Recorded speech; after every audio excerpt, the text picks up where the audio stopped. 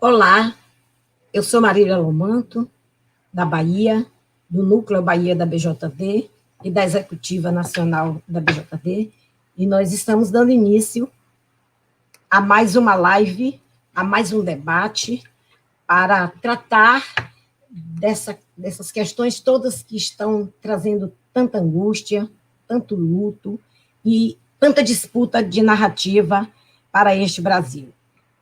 Eu gostaria de, em primeiro lugar, e até mesmo antes de dizer olá para todas as pessoas que estão nesse momento, todas as emissoras, as páginas da BJD, do Facebook, da GGN que estão assistindo, eu gostaria de, em primeiro lugar, e acima de tudo, me dirigir, apesar do silêncio, aos corpos que não podem mais se levantar e que foram sepultados tão antes do tempo.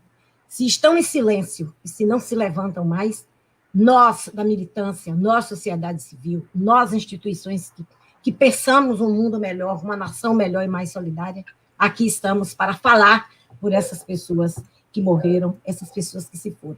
Todas as vezes que eu ouço noticiário, todas as vezes, eu acredito que isso aconteça com todas as pessoas que estão nos ouvindo agora, eu penso que nós estamos ainda no navio negreiro. É outro grupo que eu gostaria também de prestar minha homenagem. São os corpos pretos indesejáveis, e principalmente assumidos, principalmente desejados que morram por essa política que é tão perversa, que é tão cruel, que é tão violenta. Então, essas pessoas também, parece que estão vivas, mas continuam ainda nesse grande navio negreiro que Castro Alves tanto versava, tanto poetizava.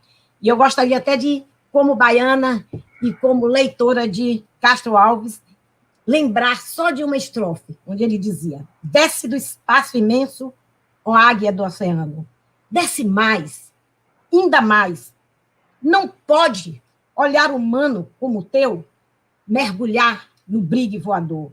Mas que vejo eu aí, que quadro de amarguras, é canto funeral, que tétricas figuras, que cena infame viu, meu Deus, que horror. Isso ele se referia aos escravos, às escravas dentro dos navios, mas isso também se reproduz e se repete nas imagens das sepulturas, dos cemitérios e das mortes que nós estamos vendo. Nesse cenário de violência extrema, onde a gestão sobre a morte, do querer a morte, do desejar a morte do outro, de quem deve morrer e como deve morrer, legitima o instinto letal de uma gestão, de um governo que se elegeu, como nós sabemos, da forma mais duvidosa, na forma mais fraudulenta, porque pelo virtual, e que está legitimado, provocando no país e provocando no Brasil essa ruptura com o Estado Democrático de Direito, essa produção da morte, essa produção do não direito, e que a opinião pública é tão seduzida, e foi tão seduzida, a ponto de parecer inerte e não se movimentar, não se mobilizar, e nós precisamos que essa opinião pública se mobilize para fazer a contenção disso que está aí, desse genocídio social, desse genocídio trazido com uma tríade, uma articulação entre o neoliberalismo, o negacionismo e a necropolítica. E para falar sobre essas questões, para contribuir com esse debate, nós convidamos duas pessoas da academia. Professora Helena, professor Pedro, não sabem como é emblemático trazer a academia, trazer a universidade, trazer a narrativa da universidade, que às vezes se distancia tanto das problemáticas e das vivências sociais. É muito importante que estejam dois professores, dois construtores de pensamento, duas pessoas que estão alinhadas com estratégias públicas e políticas para que nós possamos fazer esse enfrentamento. Então, a professora Maria Helena Rodrigues, do Instituto de Relações Internacionais da PUC-Rio, e pesquisadora do BRICS Policy Center, que é um centro de excelência para essas estratégias políticas. O professor Pedro, também acadêmico, professor adjunto do Núcleo de Estudos de Políticas Públicas em Direitos Humanos, Sueli Souza de Almeida, da Universidade Federal do Rio de Janeiro. Então, são duas instituições de fôlego, são duas instituições que têm, efetivamente, um excelente trabalho, uma excelente pesquisa, um discurso antenado com as questões sociais e com tudo isso que nós estamos vivendo tão cruelmente, com essa banalização dessa violência que cada uma de nós está sofrendo nesse momento. Então, eu vou rapidamente explicar de que forma nós vamos desenvolver esse trabalho, esse telegrama, como eu dizia há pouco, essa forma rápida, tecnológica e muito rápida de dialogar, mas de levar até quem está nos ouvindo esse debate que é tão importante. Nós teremos 1 hora de trabalhos, que com início às 18 e com final às 19 horas, estamos sendo retransmitidos por essas emissoras e por essas plataformas que eu falei. Nós teremos 20 minutos de debate, em princípio, 10 minutos para cada debatedor. Nós teremos 4 blocos. No primeiro, os 2 fazem as suas manifestações. Depois, nós fazemos perguntas e cada um terá 5 minutos para responder essas perguntas. Depois, bloco de pessoas que queiram interferir, que queiram interagir e que queiram dialogar com esses dois convidados que terão, efetivamente, assuntos e temas e uma discussão bastante dinâmica e significativa e importante para esse momento que nós estamos atravessando e que demonstra que é preciso que nós tomemos posição, é preciso que nós saiamos da inércia, nós saiamos da rigidez cadavérica do medo para fazer o enfrentamento através de todas as armas e de todos os mecanismos. E o mecanismo da comunicação é um deles. Então, professora Maria Helena e professor Pedro, nós vamos dar início, cada um terá, a partir de agora, 10 minutos para as suas considerações. Então, a professora Maria Helena terá 10 minutos, e quando estiver próximo, professora, nós avisaremos. Por favor, esteja à vontade e vamos ouvi-la muito prazerosamente.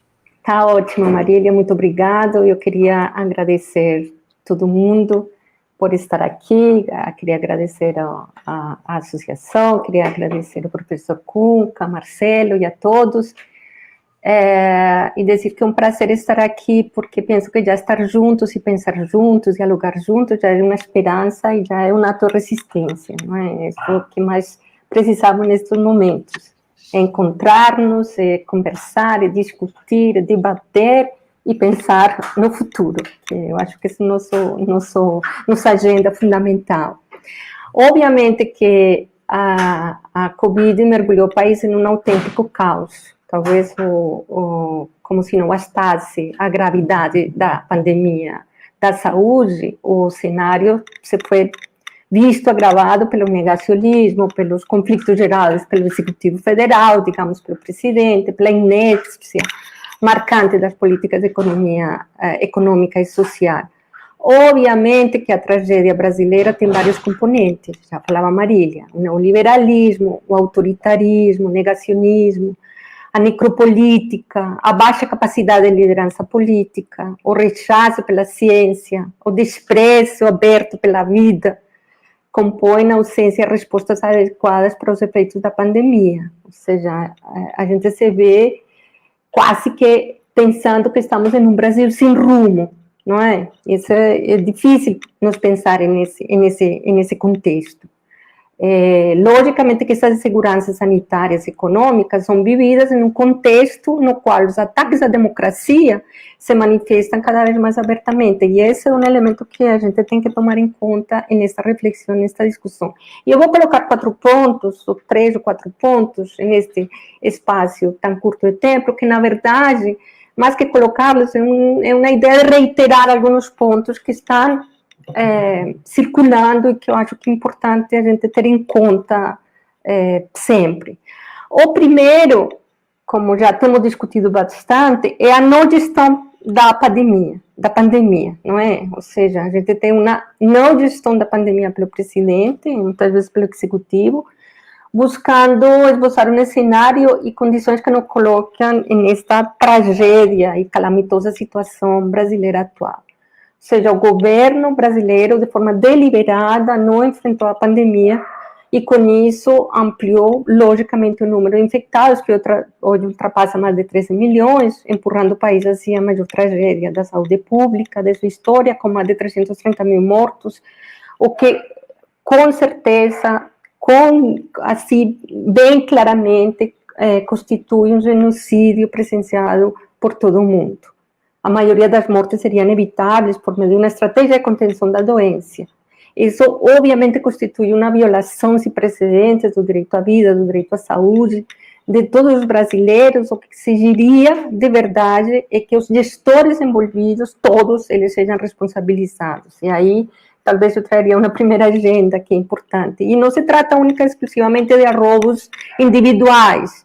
Estamos falando de uma política de morte que foi assumida como diretriz do governo. E isso é importante, as atitudes que se sumam ao rechaço que já existia aos direitos humanos e à ciência, a banalização da pandemia, o desrespeito às regras de higiene, ao isolamento social, ironizar o número de mortes, ou não reconhecer a dor dos enlutados, além de alimentar fantasias de prevenção, curas mágicas, desprezando a ciência e contribuindo muitas vezes para a desinformação. Ou seja, muitas vezes, além disso, essa recusa a exercer um papel de coordenação e ampliando conflitos com governadores e prefeitos.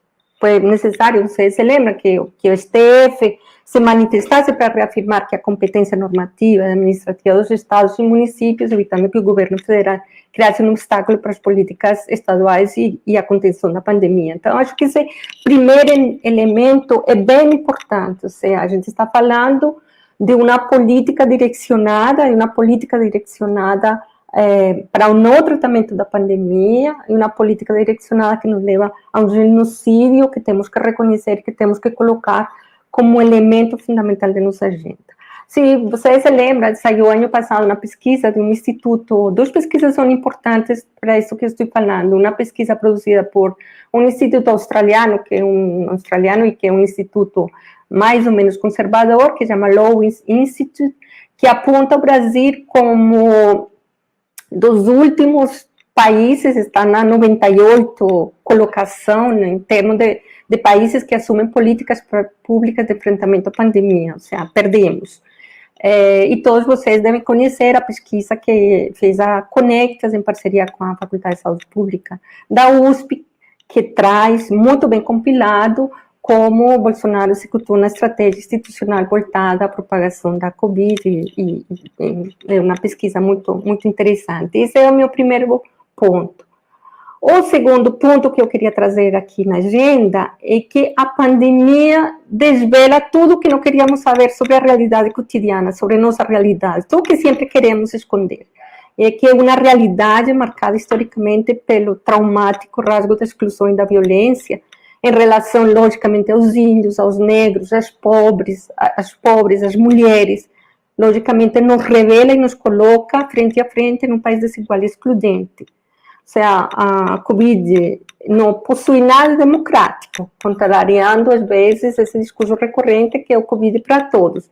Mas não, o coronavírus acentua muito mais do que elimina a desigualdade social e, sobretudo, mostra um impacto desproporcionado para os grupos que sofrem discriminação e desempoderamento históricos. Então, países como o Brasil, esta afirmação é muito mais real. O vírus e as consequências da pandemia não afetam de igual maneira as pessoas e os territórios. Existem diferentes mundos. Quando a gente fala, vamos ter mundo pós-pandemia, não existe um mundo pós-pandemia. Também teremos muitos mundos pós-pandemia, pois esses mundos serão afetados, obviamente, em tempos e espaços diferentes, e, logicamente, critérios claramente relativos à classe, à raça e a gênero estarão colocados como centro dessa discussão. A circulação do vírus pode se dar esta de forma indiscriminada, digamos, mas a maneira de lidar com essa circulação e se proteger depende, logicamente, do contexto social no qual se está inserido. Longe de ser uma doença democrática, na verdade. A letalidade, a gente já sabe, incide nas populações mais carentes e mais precarizadas. a desigualdade e a hierarquia se reproduz, e não única exclusivamente no Brasil. Eu queria trazer isso, tem uma pesquisa muito interessante a nível dos países latino-americanos, onde mostra exatamente o mesmo, que as populações mais afetadas são as populações negras, as populações indígenas e os pobres, e entre eles, tristemente, as mulheres. Não, acho que todos vimos já a pesquisa sobre Estados Unidos, que mostra efetivamente uma política e uma necropolítica onde os negros são os mais afetados. Então, acho que este é um elemento importantíssimo.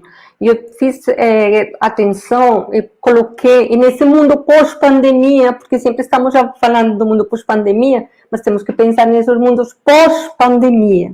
Esses mundos pós-pandemia, cheios de grupos sociais como moradores de rua, presos, refugiados, migrantes, que impactam, logicamente que tem um impacto diferenciado e que, logicamente, criam um cenário de não proteção desses direitos à vida e à saúde. Mas o Covid-19 poderia representar uma oportunidade para uma mudança e correção de curso, digamos, no sentido de evidenciar que é imprescindível uma política baseada nos direitos humanos e que constitui uma necessidade premente no cenário atual, tanto nacional como internacional. E eu queria aqui colocar um terceiro ponto que eu acho que é importante, que é um dilema falso que tem nos trazido também a pandemia, e esse dilema entre economia versus direitos humanos, esse falso dilema entre crescimento e a vida, o que é o mais importante, e isso nos coloca todo o tempo, e nos vemos todo o tempo confrontados nesse discurso. Eu, no começo da pandemia, o ano passado, eu li um artigo, acho que era de um jornalista que se chama Pablo Kupfer, que ele dizia que o neoliberalismo foi infectado pelo coronavírus e que estava na UTI, correndo o risco de ser entubado e que estava em crise. E achei bastante interessante, porque realmente o coronavírus, ou o Covid-19, recolocou no centro da cena política um ator que a gente tinha pensado que tinha desaparecido, na verdade, e que era o papel do Estado central. Como o Estado reaparece de novo nessa discussão como protagonista. Não é que com o liberalismo tivéssemos perdido a centralidade do Estado, não, porque o Estado sempre está. E o Estado sempre continua firme naquelas tarefas mais estratégicas. Se a gente pensa, impostos, fundamental. Administração, a burocracia, etc., direcionamento do gasto, etc., está o Estado. Moldando a subjetividade individual e coletiva, simbólica e em termos de conduta, através de leis, dispositivos de vigilância, e etc., de coerção, intervenção, etc., o Estado sempre está. Mas ele está também no mundo material, na construção de hospitais, de prisões, no investimento em ciência e tecnologia, na polícia, etc. Então, o Estado sempre tem estado aí, um pouco diminuído, mas o Estado tem uma força potente.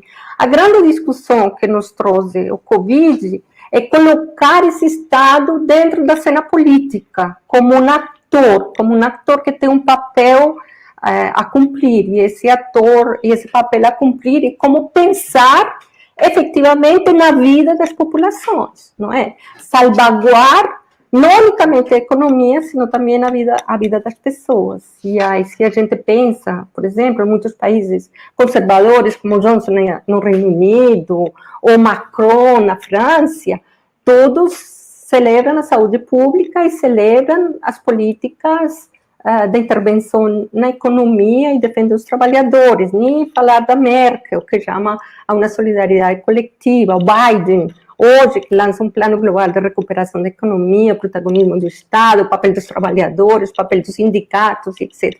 Não creio que me estou iludindo, não me estou iludindo, mas é lógico que o problema da desigualdade é exacerbado nos países onde os Estados foram menos presentes na distribuição de rendas. e onde os países já tinham política de austeridade, e onde os países, as políticas neoliberais, elas estavam muito mais fortes e muito mais ultraconservadoras. E nesse papel estava o Brasil, nos últimos anos, e vocês todos se lembram. Todos fomos, os indivíduos foram deixados à própria sorte, sem qualquer amparo do Estado, e a situação um pouco mudou com a pandemia, ao contrário, nós começamos uma pandemia com um descaso total do governo.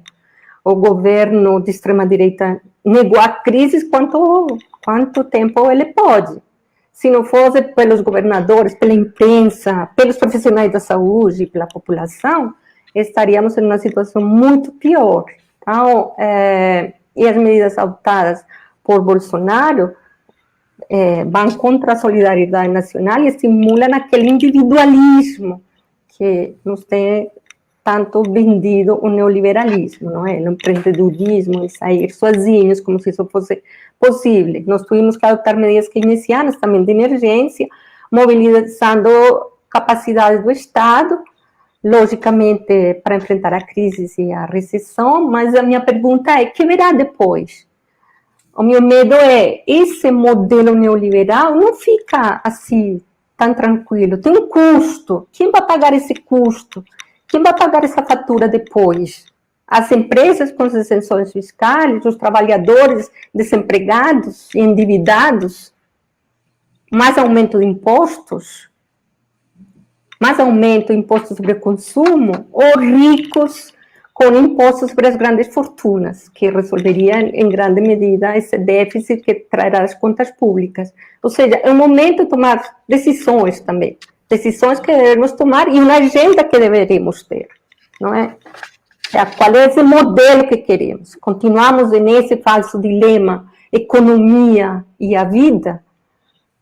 É importante o crescimento sem importar o que acontece com a população? Nós temos um número imenso de pobres e desempregados, ou seja, mais de 14 milhões de desempregados históricos, e todos aqueles que nem trabalham nem buscam emprego hoje, que já estão cansados. E um elemento fundamental é que esse contingente massivo de população que tem acesso à renda e que está sobrevivendo hoje é uma pauta que volta com muita força e que é a ameaça da fome e da insegurança alimentar. Então, a gente vive aí um momento muito, muito especial.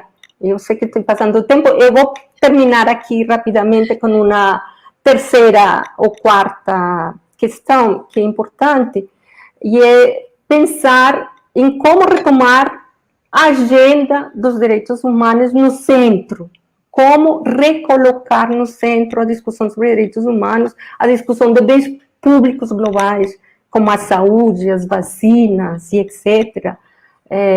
A pandemia exacerbou as violações já existentes dos direitos e propiciou outras, mas também dá uma oportunidade de promover uma agenda de direitos humanos. Temos que pensar que os direitos humanos, eles têm nascido, eles são fruto da construção de lutas históricas e de processos sociais, são fruto de crises, que eu acho que temos que aproveitar este momento de crise global para trazer de novo no centro toda a nossa agenda de direitos humanos, recuperar a Constituição, recuperar os direitos fundamentais, recuperar os direitos sociais, e que essa agenda de direitos humanos fundamente também políticas econômicas, fiscais, financeiras, monetárias, sociais, ou seja, temos uma agenda para o futuro, na verdade.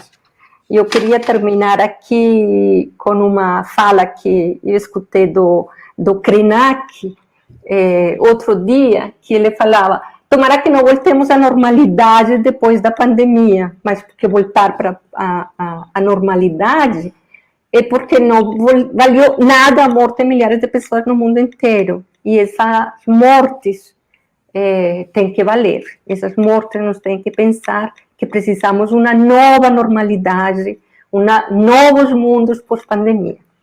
Muito obrigado. Eu queria deixar por aqui, depois para a nossa conversa e para a nossa discussão. Muito obrigada, professora.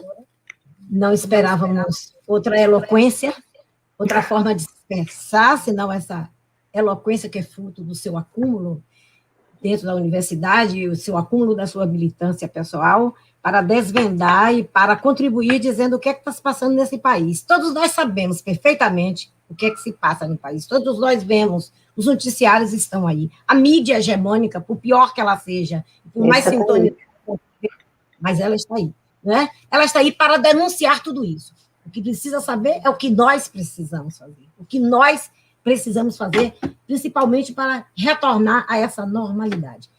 Então, nós vamos depois passar para a etapa ainda complementar dos debates e vamos completar exatamente o que ficou, talvez, difícil, mas o que ficou por dizer. Professor Pedro, é sua vez, e nós queremos ter o prazer de ouvi-lo também dentro desse acúmulo e dessa experiência que traz na sua vida, na sua militância, na sua trajetória. 10 minutos. Muito obrigado, professora Marília. Eu agradeço na sua pessoa ao Marcelo, ao trabalho da associação, no sentido de garantir e ter um papel fundamental que tem a ver um pouco com o que nos faltou, né? Por que chegamos onde chegamos, né? A associação foi fundada porque ela também diz que essa agenda dos direitos só poderá se desenvolver se tivermos uma visão dos direitos na crítica ao sistema jurídico, na crítica às estruturas do sistema jurídico, na crítica, assim como só poderemos pensar num Estado que promova transformações se pensarmos numa crítica ao Estado, né? Se pensarmos nas condições. Então, essa avaliação da sociedade brasileira desde a colonialidade, que foi dita aqui, essa avaliação do tripé necropolítica, neoliberalismo e negacionismo, a fala eloquente também da professora Maria Helena, situando as condições em que nós nos encontramos de agravamento das desigualdades, de vitimização maior das classes populares, daquilo que ela atinge de mais forte em matéria de segregação, racismo, e as taxas todas, a incidência da mortalidade, todo o contexto social que está ligado a um elemento estratégico que as duas falas falaram, né? Quer dizer, que nós chegamos e temos um quadro em que o Brasil é o laboratório da radicalização da crise da globalização. O Brasil é o ponto extremo da crise da acumulação do excesso e da desmedida que produziram, digamos assim, esses elementos biológicos, ecológicos, sociológicos e culturais que se condensaram no território brasileiro, porque não à toa o Brasil é um território de acumulação, um território de fronteira, um território de saque, um território de escravidão e um território de luta, de resistência. E não por acaso nós temos esses dois elementos. Nós temos as fronteiras ditas naturais das fontes e dos recursos, nós temos a grande concentração de massa da cultura e da dinâmica da modernidade nas cidades, e nós temos as grandes aspirações sociais, junto com uma estrutura social que tem uma marca de a cada grande ciclo histórico interno, barrar o ciclo das reformas sociais, barrar o ciclo distributivo, barrar o ciclo da justiça, impedir esta Constituição, aquelas bifurcações da era JK, aquelas bifurcações da era Jango, aquelas bifurcações da qual nós saímos da ditadura e que trazem ciclos de aspirações democráticas na história brasileira e que acabam resultando numa retomada das forças conservadoras, das forças que fizeram a modernização autoritária, a modernização pelo alto. Mas qual é o problema agora? É que não há mais ciclo de modernização. Não há mais possibilidade de transformação pelo alto vantajosa. Só há possibilidade de destruição. Então, nós temos, além disso, quer dizer, mesmo do ponto de vista do ângulo autoritário, nós temos uma novidade, uma nova direita, um novo contexto, que é uma aliança fundamentalmente perversa, e aí o negacionismo no Brasil é uma combinação de servidão voluntária, de submissão, de dependência, de medo, somada a dimensões autoritárias, totalitárias, violentas e sexistas, somado e racistas e classistas, somadas também a uma estruturação de modalidades afirmativas de um desejo de destruir, de um elemento, de uma dinâmica de psicologia social muito particular, que reuniu o que há de pior. Mas reuniu por quê? Porque foi dada uma licença estratégica, chamada guerra híbrida, não foi? quer dizer, que é um tema que a gente tem discutido. A guerra híbrida é a licença estratégica de tornar o Brasil um determinado laboratório. O Brasil é uma dinâmica e é um grande espaço da grande fronteira colonial açucareira, mineral, da grande fronteira das commodities, da grande fronteira da acumulação global, da grande fronteira da escravidão, da grande fronteira da maior aceleração de processo urbano, dessa adesão a uma mobilidade contraditória com processos de luta, com contradições, mas sempre com o retorno da síndrome de Canudos, né? Sempre com o tema do Bacurau, não é, que retorna sem a resposta do Bacurau, que é uma resposta interessante, né, que é o Museu da Morte e previne para um novo ataque o que pode haver, que esse povo é capaz de reagir. Em algum ponto se reage. Como reagir também do ponto de vista de uma perspectiva de legalidade, democracia, etc., já que o fato é que na encruzilhada brasileira da melhoria social que foi alcançada, dos processos democráticos que foram alcançados, a cruzada moral, o ataque jurídico, a violência policial, o golpismo e uma lógica internacional de discurso de segurança produziram um contexto, não é, em que nós temos a combinação de milícia com garantia da lei e da ordem, que foi atravessando com uma ação moral, ação jurídica, ataque em um grande processo, que foi minando as condições de confiança, explorando o quê? A grande contradição brasileira, que era um povo protestando querendo mais e um povo que dizia que queria a ordem. Esses dois processos, desde 2014, traziam contradições. E no plano do governo, a nossa frágil contradição e paradoxos da governabilidade impediram ou trouxeram dificuldade para sustentar uma fragilidade que produziu e criou as condições do impeachment. E, certamente, traz para nós algumas dúvidas, né? As dúvidas de como dar potência ao poder constituinte, como resgatar a Carta de Direitos expressa em 88 para aprofundá-la, como rever os limites e as contradições de uma legalidade restritiva que, de certa forma, não produziu a justiça de transição, não garantiu que a chaga colonial da tortura e trouxe uma situação abjeta, não é, que é a que nós chamamos de banalização da crueldade. O que é a banalização da crueldade? A banalização do mal é a sua industrialização, é a sua massificação, é o genocídio estruturado, é o genocídio científico, é o racismo biológico. A banalização da crueldade é quando não há velamento, não há discurso técnico, não há sequer um biologismo racista explícito, há apenas a expressão do direito de matar, a convocação à morte, a coisa sem velamento. Então, é um estágio ideológico distinto do nazismo, porque o nazismo precisa formular uma teoria do inimigo, centralizar nos objetos singulares sobre os quais atuar. E ele não fica o tempo todo produzindo um processo de destruição que, na realidade, é, ao mesmo tempo, sobre o corpo do inimigo e sobre o próprio corpo dos apoiadores, porque a experiência da pandemia trouxe esse paradoxo. Não só eles feriam a guerra civil artificial permanente contra os pobres, que é a característica da colonialidade brasileira reativada através do armamento que quebra o monopólio legítimo da força por parte do Estado, a partir da ideia de venda de armas, formação de grupos, clubes de tiro, bandos, etc., de um incentivo à desobediência das polícias, etc., um caráter, não é, ameaçador de instabilização, que se combina permanentemente com a ideia de uma tutela militar legítima para acabar com essas desordens, mas que, ao mesmo tempo, também se locupleta de ocupar postos nos governos igual e fazer as mesmas composições de negociações com setores, não é, que se ocupam dos interesses, não é, dos interesses do comércio exterior. Quer dizer, nesse paradoxo há contradições importantes nesse processo, mas há algo que é diferente, que não se quer chegar a 2022 para implantar algo, se quer destruir algo antes. Foi barrado um pouco, a derrota do Trump e a pandemia trouxeram uma confusão nessa agenda do golpe. Essa agenda do golpe, então, procurou se relegitimar usando, não é, um raciocínio cínico, não é que não saiba que vai morrer.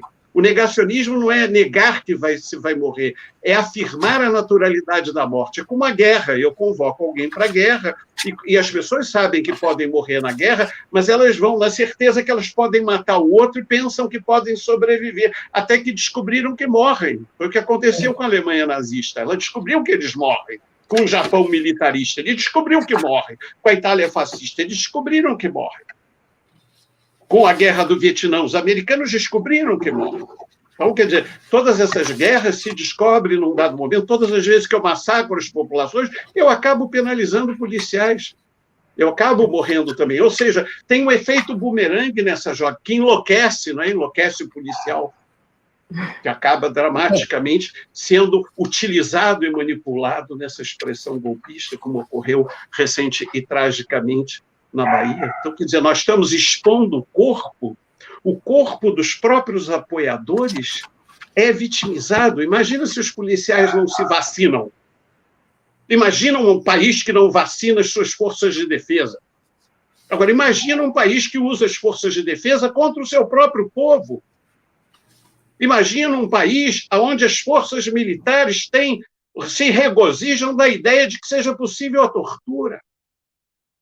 E de que só elas são puras e as outras instituições podres, até que se revela a podridão desses acordos que constroem esse processo. Quer dizer, eu me vi um pouco forçado a trazer a conjuntura política nessa conversa, um pouco pela dramaticidade, para expressar um pouco a angústia e a agonia, porque nós precisamos de uma solução política, de uma catarse positiva, de uma confluência de forças de defesa da vida, de um pacto nacional pela vida, que respeite a Constituição, respeite as forças políticas, respeite as condições, e aí sim, em função da lógica republicana, defenda o SUS, defenda a dinâmica pública, proteja os direitos, dê a garantia do direito de defesa e possa abrir para essa agenda dramática que não veio. Qual é a agenda dramática? É a agenda bioética, é a agenda dos sujeitos corporificados, é a agenda dos direitos reprodutivos,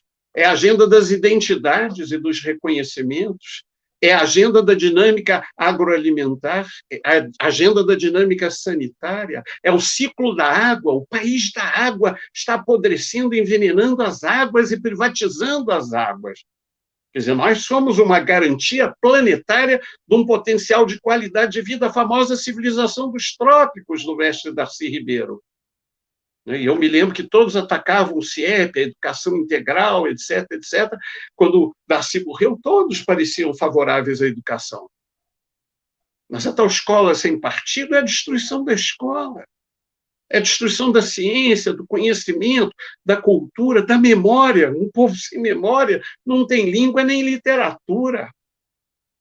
Quem não tem língua nem literatura não faz cultura, não faz cinema, não faz arte. No país da música, em que o povo faz literatura, Cartola fez literatura. Não é isso? Quer dizer, a linguagem faz literatura, o Recôncavo faz literatura, poesia, etc. A genialidade do Gil não é um processo abstrato, nasce dessas contradições, Milton Santos, a nossa inteligência, nossa Lélia Gonzalez, nosso Muniz Sodré, nossa inteligência coletiva que nasce dos processos e que, na hora H, o que faz a diferença no isolamento social, na proteção das famílias, no cotidiano, são as redes sociais das favelas. É o povo da própria periferia se defendendo das condições de existência. Mas toda vez que alguém emerge, qual é o elemento desse ciclo que precisava dar um passo adiante? Eram as Marielles. São essas mulheres, essas expressões populares que entram na política. E a primeira grande simbologia desse processo crítico, na cidade que foi ocupada pela garantia da lei e da ordem, a cidade que tem as milícias, a cidade onde o urbanismo de guerra e de mercado se impuseram e a gente saiu sem urbanização da favela, a gente saiu sem saneamento, a gente saiu sem CIEP. Então, eu estou numa cidade, que é uma metáfora, quer dizer, eu poderia fazer a mesma análise sobre Salvador, sobre Porto Alegre, sobre todos os lugares, dos problemas e das condições dessa agenda. Agora, bom, vou tentar uma dada concluída, né? Quer dizer, eu tentei mostrar que a agenda da centralidade social da periferia, articulada com o Pacto pela Vida, traduzindo e dando consolidada ao programa democrático expresso em 88, que foi golpeado, limitado e precisa ser ampliado e aprofundado em função dos aspectos e restrições que lhe foram impostos para todo o processo jurídico da transição. E com respeito à dimensão e à centralidade humana, se articule numa resposta política em que a gente saiba o processo fundamental. O problema não é quem ganha em 22, o problema são aqueles que querem hoje impedir 22, todo dia ensaiando um golpe de destruição. E esse golpe de destruição, como foi dito, ele tem características de pulsão de destruição muito graves. Ele é uma espécie de autogolpe. E a diferença de Jânio Quadros, que não tinha seus esquemas militares ou milícias, este tenta se embasar e gerar esse processo, cindindo forças, destruindo as próprias forças, contaminando os seus próprios adeptos, contaminando o povo que chama para a rua, difundindo a doença, é verdade, mas, ao mesmo tempo, criando uma espécie de dinâmica fanática, de dinâmica agressiva, de dinâmica ideológica, em que o negacionismo não é apenas uma expressão de negatividade, ele é uma forma de ideologia.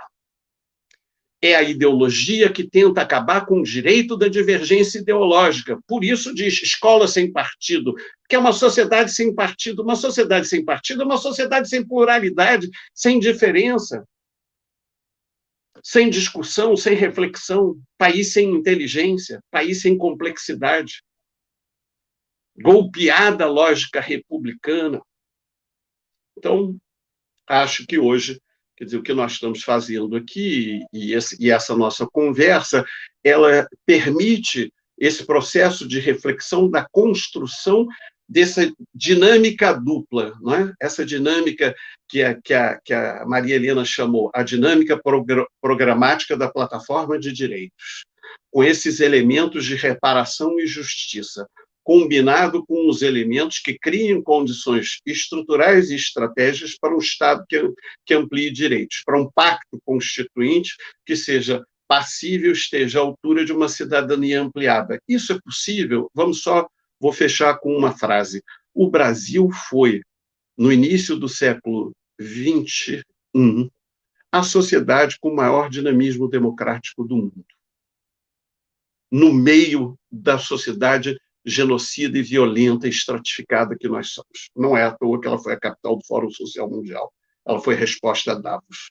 Destruir o Brasil não é só um problema de ordem que vai nos aniquilar como sociedade, um país que vai para as calendas ou que nós vamos morrer. É um desserviço para a humanidade. Não é? Porque aqui estão agendas e estão consciências e culturas que foram centrais para a aliança dos povos, para novas questões, as questões pós-Guerra Fria, as questões que desconstroem a ideologia da guerra atômica, das guerras coloniais. Mas, para isso, nós temos que cuidar da nossa ideia de romper com a ideia de se travar um governo que monta guerra civil contra o seu próprio povo. É essa a questão que está em pauta. E aí não há enganação. Quer dizer, isso só foi feito, não foi feito só pela comunicação, foi feito pela punição, pela prisão, pela ação de forças, pela tutela militar direta, pela ocupação militar, pela garantia da lei e da ordem, mas não é à toa que o nosso atual ministro da Defesa é alguém que presidiu o quê? Um modelo que a gente, em vez de construir escola, a gente constrói prisão.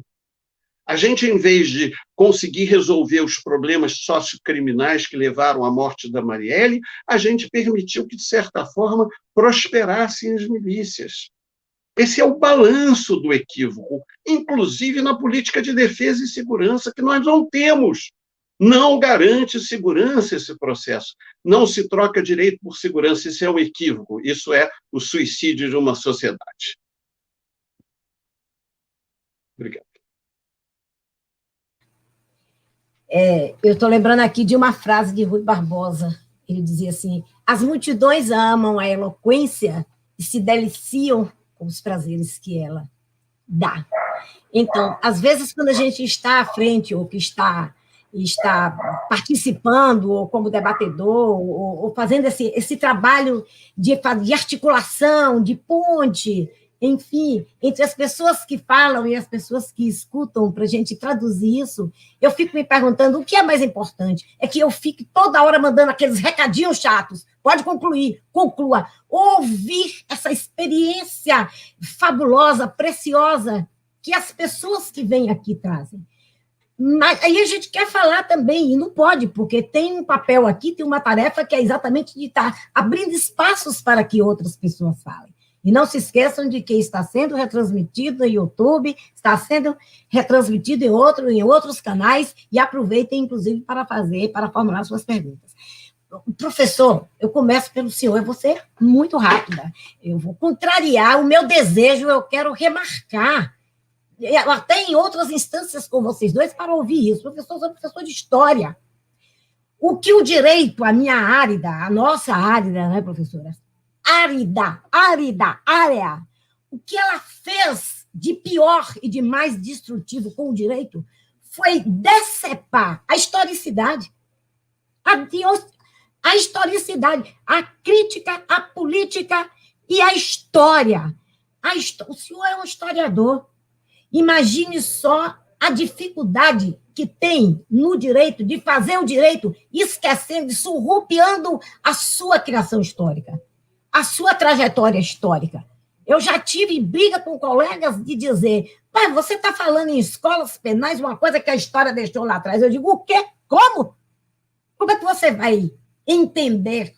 Como é que você vai entender o criminoso, entre aspas, que eu não chamo de criminoso, porque eu sou abolicionista, nato, se você não estudar as escolas penais lá atrás? Se você não for percorrer a história, se não você não for sair da história burguesa de ciclos e não entender a história como um processo que está acontecendo aqui e agora. Então, é muito importante que vocês falem. É muito importante que vocês falem, que denunciem. E há uma coisa, professor, que nossa área sabe, não há nada pior do que causar constrangimento.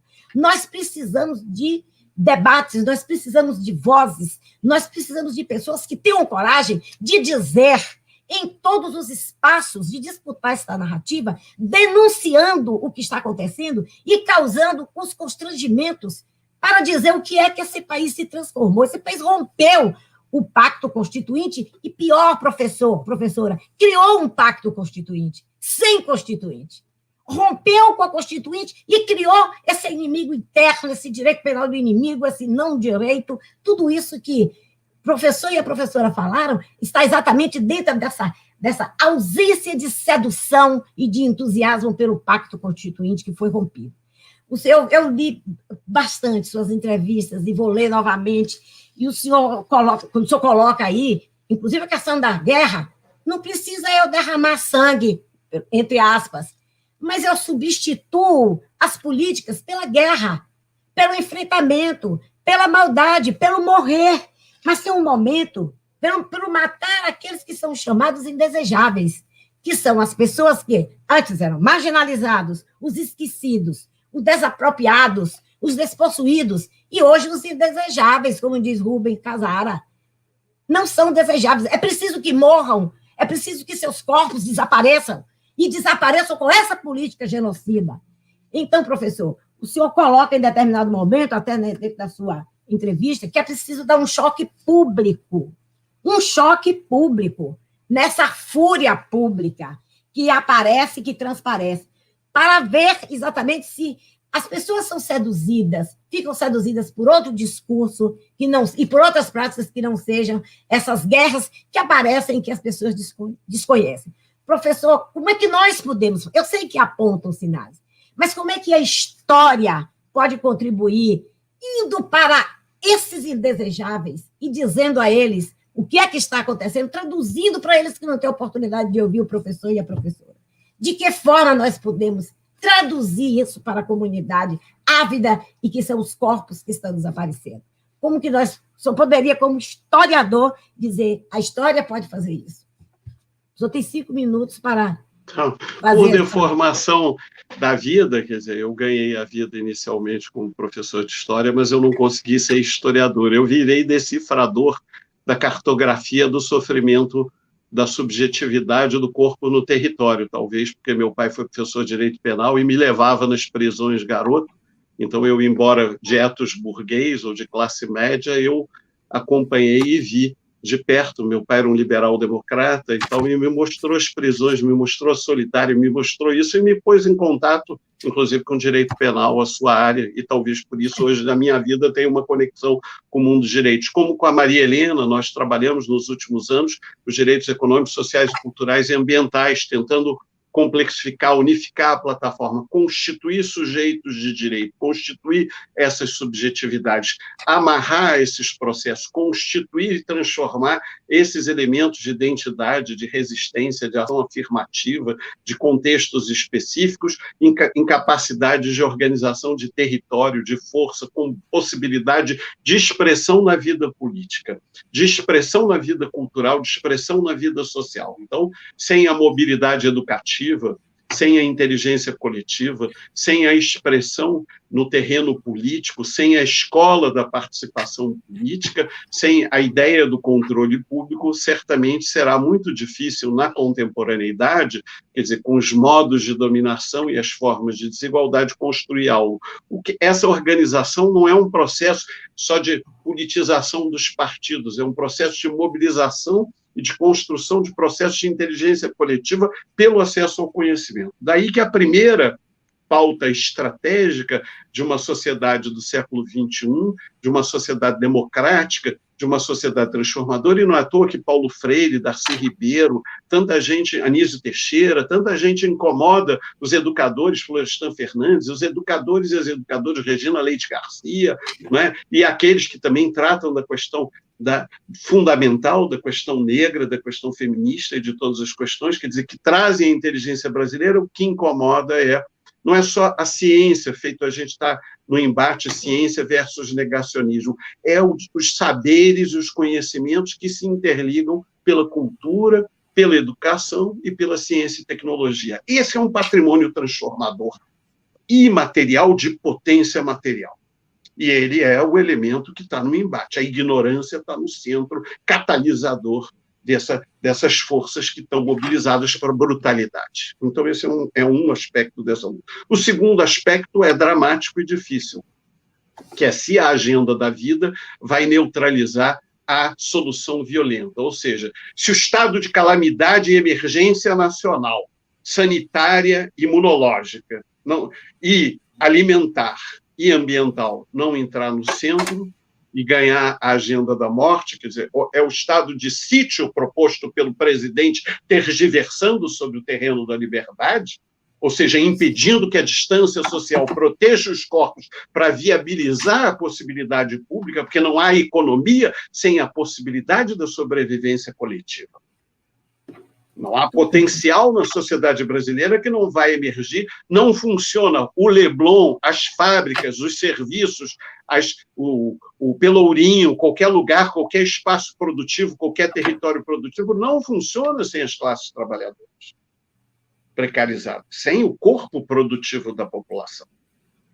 Então, nós sabemos disso. Então, essa política da vida, essa bioética, essa biopolítica de outro tipo, é central. Nós estamos no século XXI, o século XXI é biopolítico, ele lembra o homem a contradição do consumismo, da desmedida, dos problemas ambientais, da nova agenda produtiva de uma nova economia. Mas nós vamos ter que passar por uma situação em que se neutralize os elementos do golpismo, que está ligado a possibilidades muito assustadoras, porque ao mesmo tempo que cai o senhor Araújo, que o desgaste do presidente se torna evidente, que o tema do genocídio se coloca, isso não impede da possibilidade de tentar o golpismo, de tentar saídas de força, de ameaçar, de confundir, de aterrorizar, de amedrontar, de violar, então de atrapalhar a vacinação, manifestação na porta de hospital,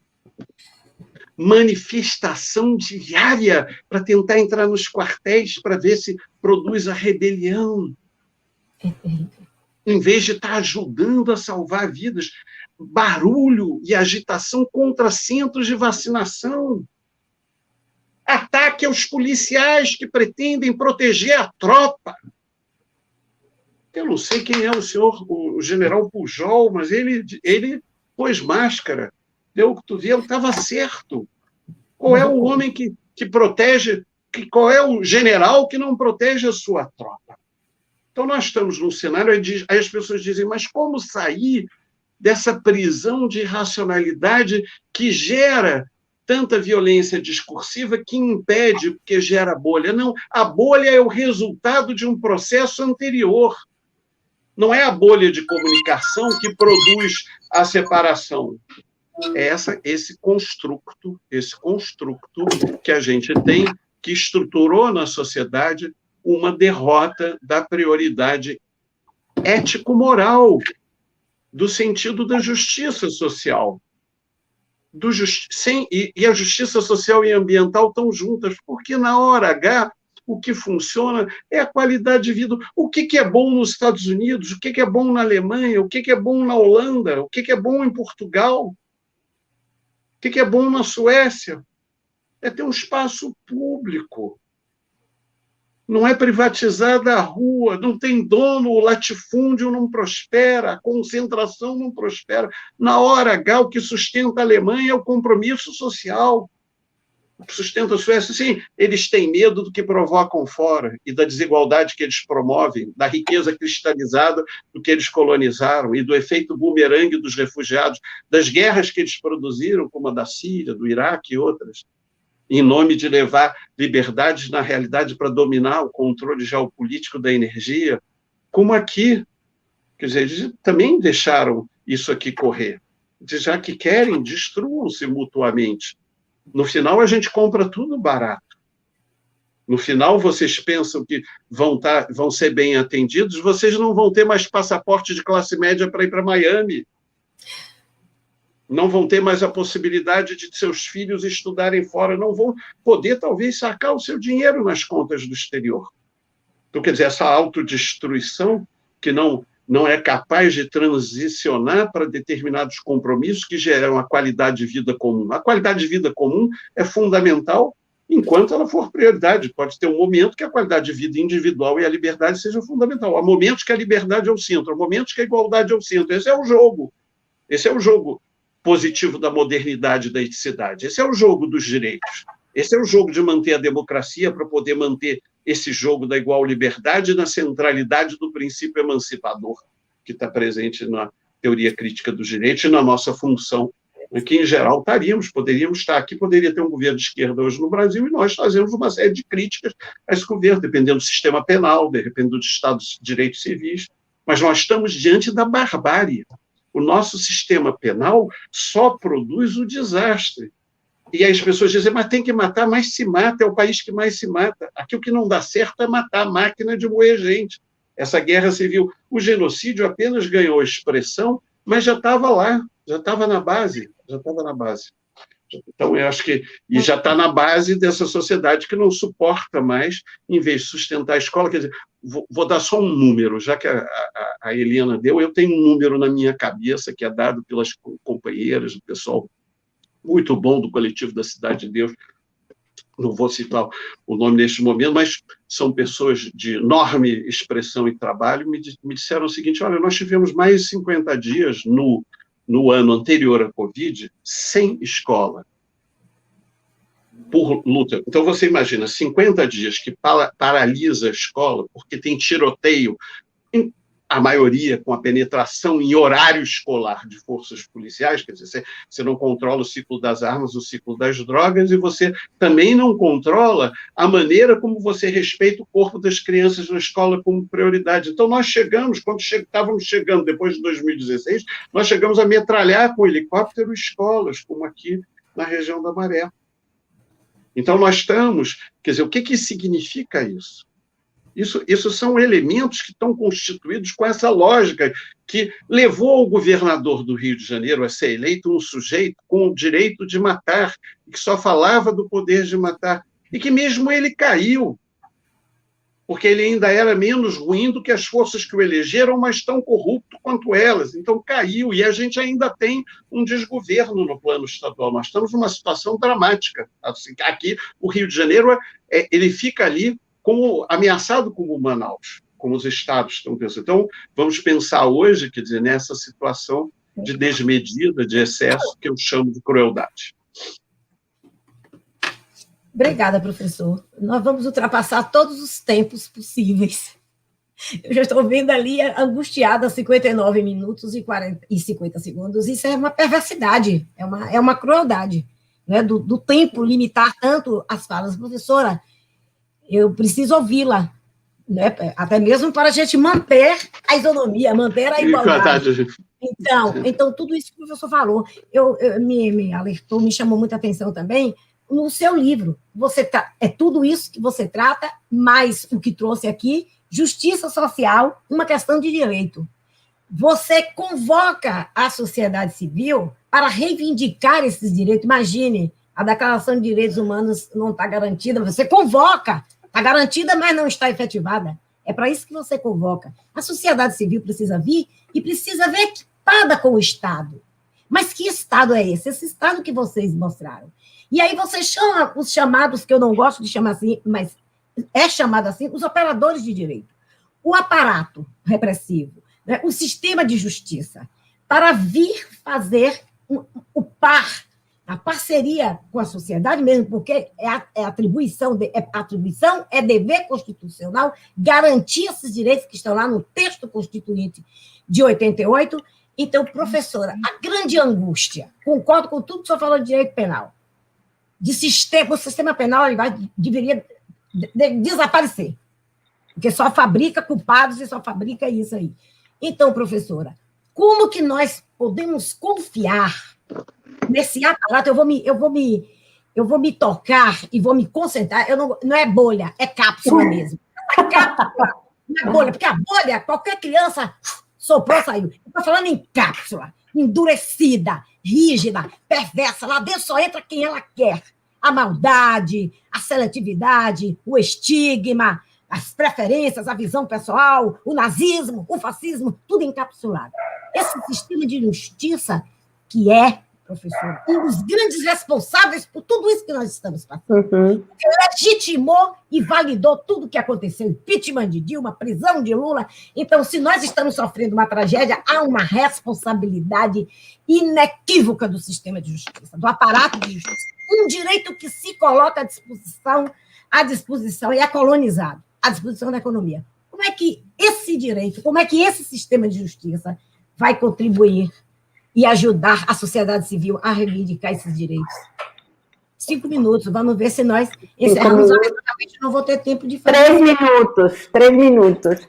Não, é um paradoxo que estamos vivendo, realidade. Ou seja, a gente não pode esquecer tudo que você falou, de como esse sistema de justiça provocou, de alguma maneira, essa situação que estamos vivendo. Isso eu concordo totalmente com você. Mas, se nesse sistema de justiça, a gente também não pode sobreviver. Eu acho que não é um sistema de justiça unívoco, não é? Não são todos. Eu acho que tem brechas. E são nessas brechas que a gente tem que trabalhar e pensar. Temos brechas, somos nós que estamos aqui, você, tantos que são operadores jurídicos, entre aspas, operadores do sistema de justiça, que estão conosco de alguma maneira, ou que de alguma maneira revelaram também, desvendaram esse sistema no momento que tinha que ser desvendado, não é? Um momento que foi extremamente prejudicial para todos nós. Mas eu acho que com essa brecha, esses operadores que estão, obviamente, pensando na democracia, pensando na justiça, pensando nos direitos fundamentais para todos, é com esses que a gente tem que se aliar. É um processo complicado e complexo, como eu estava falando, mas eu acho que a gente tem uma possibilidade. Eu estou convencida de que sozinhos não conseguimos, não é? Não vamos conseguir sozinhos, a não ser que a gente faça outra explosão, essa fúria, como falou Kuhnke, uma fúria coletiva muito mais profunda, mas eu acho que não estamos nesse momento ainda. Necessitamos rua, isso eu estou convencida. A rua é fundamental. Necessitamos um processo, eu acho que estamos em um momento muito claro de ter um diagnóstico muito claro do que está acontecendo. Eu acho que temos uma capacidade de olhar a situação que estamos vivendo. Mas esta situação que estamos vivendo, ela precisa outro protagonismo. Eu estou totalmente ciente disso. E eu acho que o fervor da rua, a fúria da rua, ele nos dá outra possibilidade. Esperemos que o ano próximo a gente possa, com muita mais tranquilidade, levar essa nossa reivindicação para a rua, porque a rua é que mostra, na verdade, o fervor, não é? Mostra a nossa indignação, e eu acho que isso é fundamental. Mas mesmo assim, eu acho que nos aliar com esses outros atores que nos dão uma possibilidade e outras brechas é fundamental. E esses atores existem. Como eu te falei, isto não é unificado, digamos. Não temos uma visão única. Existem muitas visões, e são essas visões que a gente tem que explorar, na verdade. Então, eu confio ainda nessas forças democráticas, mesmo dentro do sistema de justiça. E com essas forças democráticas, eu acho que a gente tem que se aliar e tem que trabalhar juntos. Muito bem, professora. Lamentavelmente, eu não vou poder formular as perguntas que estão aí, muito interessantes, mas eu não vou poder porque nós temos um tempo e penso que tem compromissos com as emissoras que estão transmitindo. Enfim, a gente fica realmente entusiasmado e esperançoso, porque um dos objetivos, professor Pedro, professora Helena, eu penso que um dos objetivos desses espaços é da probo, é da provocação, é de dizer isso que vocês disseram, dizer com ênfase, e dizer para todas as pessoas que estão ouvindo, dizer para outras pessoas para além dos nossos guetos, para além dos nossos grupos, dizer para as pessoas que nós temos ainda um horizonte utópico, que nós temos ainda uma esperança e nós precisamos ir para as ruas, nós precisamos esquentar as baterias para fazer essa disputa, para ir para as ruas. Então, eu lamento, é profundamente triste, é cruel, eu repito, que a gente tenha tão pouco tempo para disparar, para efetuar esses disparos de energia, de esperteza política, né, de acúmulo, de tenacidade. Infelizmente, não temos muito tempo para isso. Eu queria um minutinho para o professor Pedro se despedir, a professora Helena também, e a gente dizer até logo também para encerrar. Um minuto, professor. Bom, eu queria agradecer à associação, a professora Marília, a todos e ao público que nos assistiu, a Maria Helena, e só dizer uma coisa, quer dizer, neste momento, estar junto com a frente de prefeitos, frente de governadores, frente de especialistas, frente dos movimentos de favela, frente dos movimentos negros, das representações de mulheres, das câmaras legislativas, dos segmentos do judiciário, dos segmentos da comunicação, da universidade, da ciência, da tecnologia e das forças que no mundo promovem solidariedade em defesa da vida. E o Brasil é muito importante para que a gente não possa, o nosso povo deve ser protegido. A agenda da guerra não pode ter a centralidade, a agenda central é a agenda da vida, a agenda do SUS, e mais, nós temos que proteger os trabalhadores e trabalhadoras que estão na frente disso, que estão nos territórios, as famílias, quer dizer, nossa população tem que ter máscara, quer trabalhar, as pessoas falam de trabalhar, tem que ir para a rua, mas, por exemplo, não dão máscara, não usa máscara, quer dizer, nós temos, está aí a dimensão elementar, nós podemos conviver com uma série de questões que combinam isolamento, uso de máscaras, vacina, e aí sim produzir com mais solidariedade, gerando mais igualdade e privilegiando aí o retorno à escola, o tratamento das crianças, as questões, ou seja, mudando a agenda do país. E assim controlar e produzir a reforma da política que não se faz pelos acordões, não se faz pelo alto, não se faz com a hipocrisia, não se faz só atacando o inimigo, se faz garantindo o direito do legítimo processo. E é surpreendente que a gente não tenha feito a reforma da política. Por quê? Porque, no fundo, não era essa a meta, era destruir a democracia. Isso é inaceitável. Espero que a sociedade brasileira consiga democraticamente resistir. Todas as forças, inclusive segmentos militares, devem se somar na defesa da vida agora, essa semana, e esses dias isso estará em pauta, não é? Proteger todos aqueles e aquelas que garantem garantir o corpo do povo em circulação, a proteção das populações e garantir todos os trabalhadores e trabalhadoras com renda de emergência, com uma outra economia. Obrigado. Obrigada, professora. Professora, considerações finais, lamentavelmente. Não, eu só queria falar rapidamente, obrigado para todos e todos que nos estão assistindo. Eu acho que todos temos um objetivo comum e muito claro de superar rapidamente essa situação que estamos vivendo, não é? Passar para outra, viver de outra maneira, não é? Resgatar a vida, resgatar a saúde, resgatar os direitos humanos e resgatar, sobretudo, a centralidade dos homens e das mulheres, que eu acho que isso é fundamental. Então, eu queria animar todo mundo. Eu acho que o processo não é fácil, não vai ser sem dores, não é? Mas a gente tem todo um caminho pela frente para poder superar este momento, que eu acho que com a força que temos, com todos os grupos que Cunca falou e todas as agendas, a gente está em capacidade muito grande, muito clara de superar e chegar a outro mundo possível, não é? Que é isso que queremos todos. Então, obrigada de novo e adorei o debate e adorei a conversa. Pronto. Eu tenho que encerrar, mas eu queria ainda com Castro Alves. Auriverde, pendão da minha terra, que a brisa do Brasil beija e balança. Beija e balança. Estandarte que a luz do sol encerra e as promessas divinas de esperança. Tu que da liberdade após a guerra foste hasteado dos heróis na lança, antes te houvessem roto na batalha, que servires a um povo de mortalha. Não vamos permitir que nossa bandeira seja mortalha. Avante, muito obrigada, vamos à luta, unidos e coletivamente. Obrigada, professora. Muito bem. Obrigada. Obrigado. Tchau, tchau. E a todos que nos assistiram. Tchau, boa noite.